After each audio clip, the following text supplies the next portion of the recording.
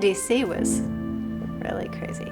When we first got married, I thought it was really cool. We went there and all these people were saying, oh, he's such a neat guy and he's so this and he's so that and everything. And I was like, all these people like you. He goes, yeah, for the moment. He goes, never forget where you come from, because it's over as easy as it begins. And he knows that, and he told me that from the very beginning.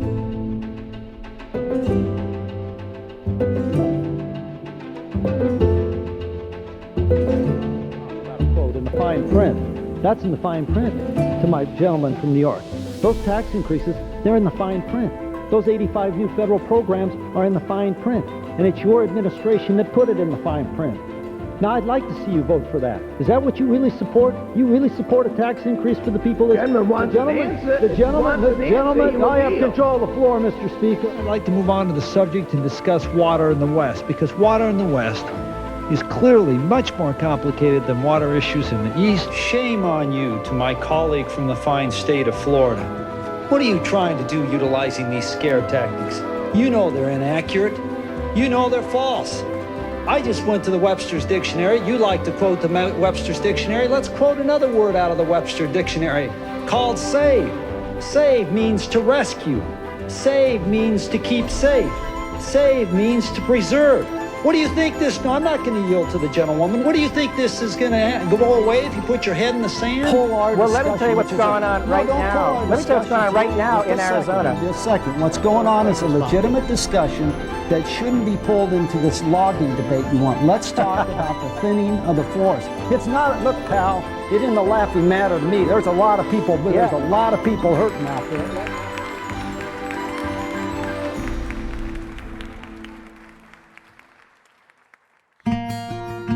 Well, I was born and raised in Glenwood Springs. I have lots of brothers and sisters, 5 wonderful. And well, first of all, my family has and Lori's family. She comes from a 5th generation ranching family out of Meeker. I come from a 5th generation family on both sides, ranching, banking, and so on. And we have a lot in Colorado. We have a lot of dedication to it. One of the big things we've always felt, and it's always been a commitment of both families, to reach out and help other people. I've had the privilege of serving 30 years in public service. I started out in the State House of Representatives at a very young age, and went from the State House to the United States Congress and served 6 terms in the United States Congress, and then had the privilege of serving locally as a commissioner. The reason that I liked what we did was because, in any level of politics, kind of guys get full of themselves, and Scott never did. He always had me go to places with him, and he'd even invitations that said, if she's not invited, I'm not coming. I was a sponsor on but the Sand Dunes National Park was my bill. On the House side, the Black Canyons National Park, the National Conservation Area, the McInnis National Conservation Area down there, up in the Flat Tops Wilderness area, and the water issues. Those are all big things that I felt very focused on during my entire career. There are always challenges, things you don't anticipate. The Storm King fire, for example, where we lost a lot of our fellows, and that's where I was a policeman and a volunteer fireman back there.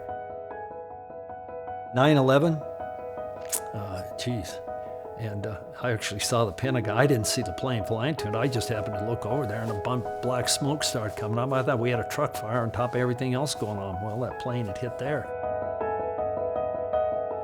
I think working with the county has been probably his favorite job. I think when you want to make a difference and you want to see things move forward, he's been able to see that. Well, as commissioner, and again, the we is very important because we did it as a team. But I always chuckle when I think of our state marker out at the state monument that, was a monument that was put in place in the early 1900s. As you crossed into Colorado, it was the stone that said Colorado on one side, Utah on the other. It was just deteriorating, and nobody really cared much about it. So when I first got elected as a county commissioner, we went out with a highway crew and we took it. And we had it refurbished. And then by Mays Concrete, they donated the services, and it now sits on the border as you come across Colorado. As you're eastbound coming in from Utah, you'll see one of the more historical monuments that we've had in the area. Our community halls, those were promised back in 40 years ago, back in the I can't give you the exact date, but because Exxon fell out, then they couldn't fund them, and the promises kind of got forgotten. Well, the commissioners that I worked with, my colleagues, we all banded together, and we've got DeBeck going under construction very shortly, and we've got under construction currently the Clifton campus. These are going to be state-of-the-art community halls, long overdue.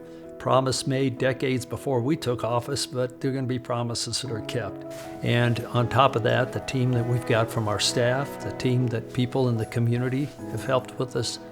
So while we visit about some of the things that we've accomplished, it is a big we. You don't get financial reward for serving in public office, but you do where your reward comes back and kind of feeds your satisfaction quota, is being able to help people get through what seem, and sometimes are big challenges to them, but you can figure out how to do it. It's all come together for Mesa County. I think Mesa County's probably in the best shape. Of course, I didn't live that history, but I don't know, I just got a gut feeling that Mesa County is probably in the best shape it's been in a long time. It really, what a wonderful country, what a wonderful state, what a wonderful county, and what wonderful people at every level. I'm nearing the end of my term, and I'll tell you, it's been an absolute privilege. Serving Mesa County, serving the people of Mesa County and the different communities within Mesa County, whether it's up at Colburn or clear down to Fruita or Mac or Loma or over to Whitewater. I mean, we've got a great county. But I'll tell you, we've had a lot of different challenges over the last 8 years, everything from the pandemic to personnel issue to our landfill issues, just lots of different issues. But I've had the privilege of working with one of the best teams that I've worked with in my career. My colleagues, Commissioner Rowland and Commissioner Davis, and my two previous colleagues, Commissioner Puglisi and Commissioner Justman, have been fantastic. But it's a great county to represent. I'm going to miss it very much. The part I miss the most will be the people, will be helping the constituents. And I just want to say thank you to everyone. It's been my privilege.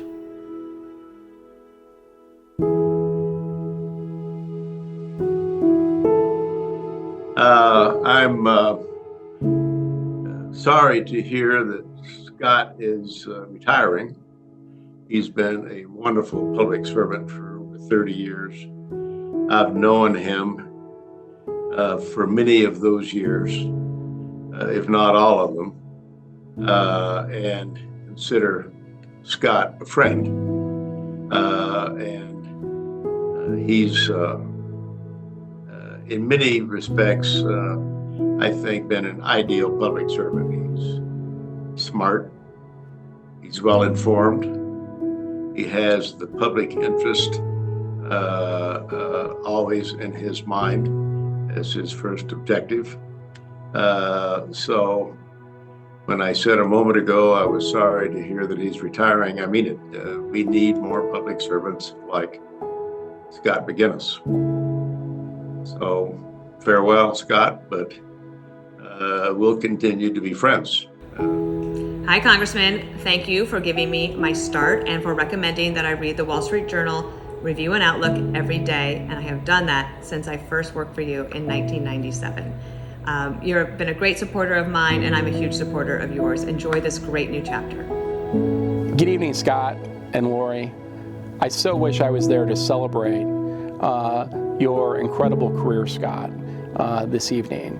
You epitomize the term public servant at every step of your career, whether it was in law enforcement, as a state representative, as a member of Congress, and as a county commissioner. You've done so much for your community, for your county, for your state, and frankly, for the nation. We owe you such a debt of gratitude collectively and certainly I do individually. I think that my first experience with the Scott McInnis team was when I was 12, wearing a Scott McInnis for State Rep t-shirt around the Garfield County Fairgrounds. And you have done so much since then on the Western Slope, whether it is the establishment of the Black Canyon, the sand dunes, protection of Colorado water, energy development. You've played such an incredible role from 1982 forward that is just been absolutely amazing. Equally important, you have led the development of a legacy of public servants and folks that have focused on improving our country, whether it's Dana Perino, Josh Pennery, and so many others. And that, I think, is one of your most significant legacies. But outweighing both of those items is the reality that as a public official, you have always focused on improving the situation of individual constituents. I can remember countless times where you would come back from a trip to the district and have a particular task for us to manage, to deal with a particular situation for an individual that you had communicated with while you were in the district. And we worked very hard with you to make that person's life in whatever particular challenge they were facing with the government better. And those individual activities over the course of your career have never, ever stopped. So let me just close by saying thank you to our community, to our country, and certainly to me for all of your incredible service.